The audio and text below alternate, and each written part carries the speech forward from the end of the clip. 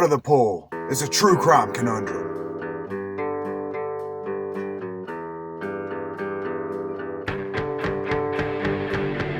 Hello, ho, folks. I'm Reverend D. Lifeguard. This is my fortress of mental illness, and welcome to True Crime Conundrum. Today we have a fun conundrum for you. It takes place in the city of Carroll, Iowa on October 23rd, 2009. And that was a Friday to be exact. Friday, a night for partying, a night for hanging out with friends, and two friends who had been drinking had a great idea that Friday night. Well, it wasn't actually a great idea. It was actually a really fucking stupid idea. Let's get into it. See, these two friends, these two buddies, they were named Matthew Allan McNelly and Joey Lee Miller. And while they were drinking, like I said, they had a pretty fucking dumb idea. One of them, and it's not specified which, had a girlfriend that had had a previous relationship with an unnamed fella. And Joey and Matthew, while they're drinking, they decide, hey, you know what would be a good idea?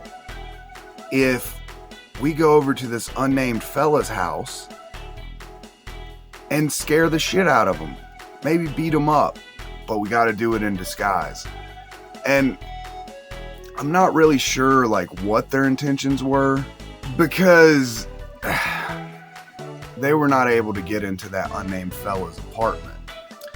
And since they couldn't get in, they decided to run off, jump in their car, and go back to where they came from and continue their partying. But this being an apartment, a witness called the police and alerted the police to the attempted break-in. The witness said that the suspects drove off in a big white car, and the witness also said that the two men were wearing hooded sweatshirts. They had painted faces and appeared to be armed, or at least it looked like they were at least wearing holsters. So police responded almost immediately, and they spotted a 1994 white Buick Roadmaster just a couple of blocks away from where this attempted break-in happened. The cops, not knowing if the two men in the car were armed or not, pulled the car over and then approached at gunpoint. As it turned out, the duo didn't have either guns or holsters on them, but inside, the police found two men, both of who had what appeared to be masks or beards or mustaches scrawled on their faces.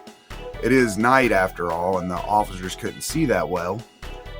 So they pull them out, and well, I'll just let the Carroll police chief, Jeff Kaler, explain what happened. We're very skilled investigators, and the black faces gave them right away. I have to assume the officers were kind of laughing at the time. I've never heard of coloring your face with a permanent marker.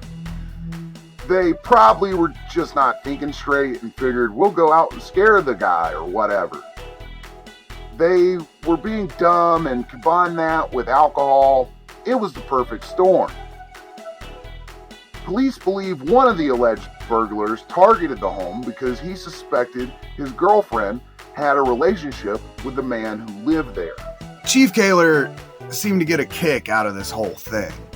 I've been chief here almost 25 years, been with the department 28 and a half years. I've seen a lot of things that make me laugh, and weird things, but this was probably the best combination of the two. Strangely weird and hilarious funny, all at the same time.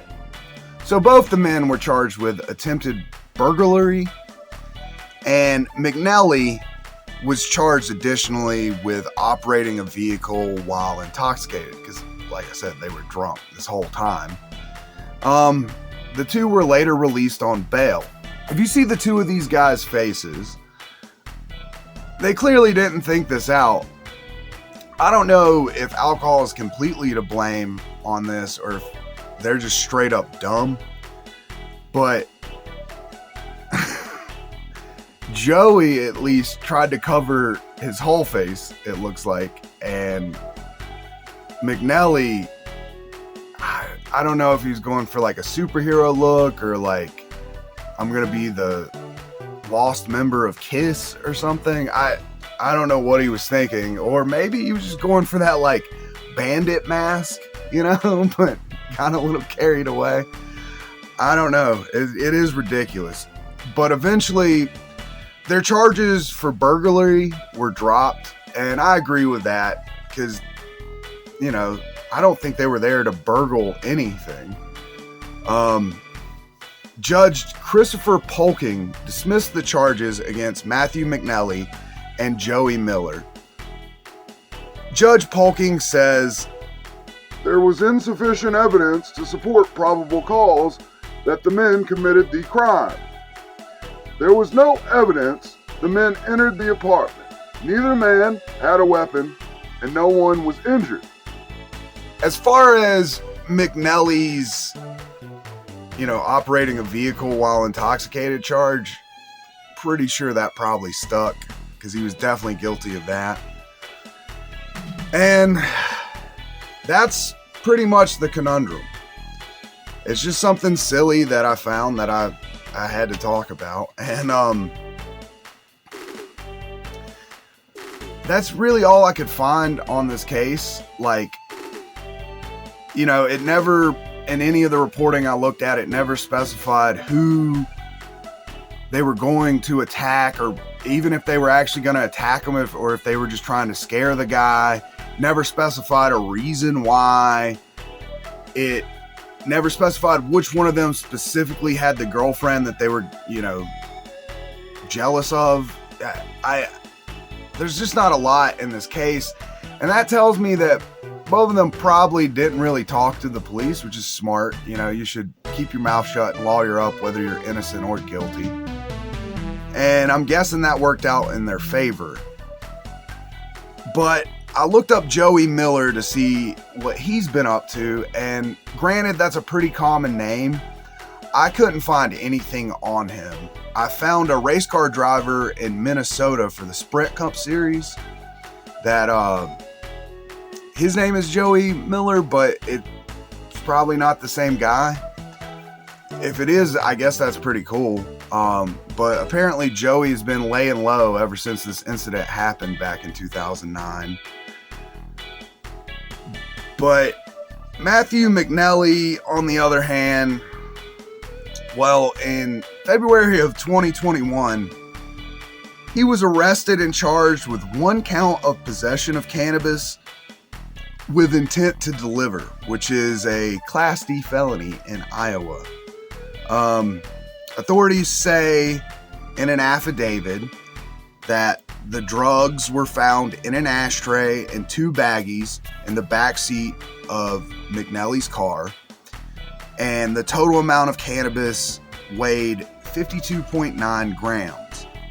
A Class D felony in Iowa carries a maximum penalty of up to 5 years in prison and $7,500 in fines.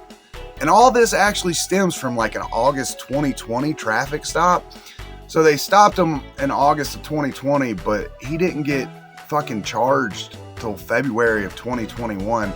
I mean, I know that was smack dab in the middle of the pandemic and shit, but like, seems like the cops were kind of dragging their feet on that. And all in all, that fucking sucks. Weed should be legal like worldwide, especially in this country. And I was just behind the fucking times on this. Like, so what? He had a bunch of cannabis. Who gives a fuck? At least he wasn't painting his face and trying to break into some random person's house. Anyways, fuck Iowa and free 1/2 of the Marker Bandits. That's all I could find out about this whole conundrum. So, I guess if you're going to commit a crime, be smarter than these two, and also don't drink and drive. You can smoke weed if you want to, though. I mean, I don't care about that. I don't do it, but you know, I'm totally for the legalization of it. And well, thanks for tuning in. God bless and hail Santa. Back in the pool. True Crime Conundrum is a production of the Children's Television Workshop. Promotional consideration provided by Sharpie. Don't use them on your face. And by viewers like you. Thank you